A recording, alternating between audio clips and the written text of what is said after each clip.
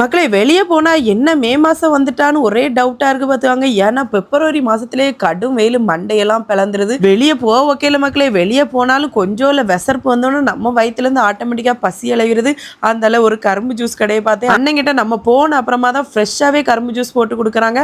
கரும்பை சீவுவாங்க, அப்புறமா ஒரு துண்டு இஞ்சி வைப்பாங்க, லெமனை வைப்பாங்க. அப்புறம் என்ன கரும்பு மிஷின்ல இருந்து கரும்பு சாறு வந்துட்டே இருக்கும். நம்ம வந்து லபக் லபக் லபக்குன்னு குடிச்சிட்டே இருக்க வேண்டியதான். நானும் என் ஃப்ரெண்டும் போட்டி போட்டு குடிச்சோம்.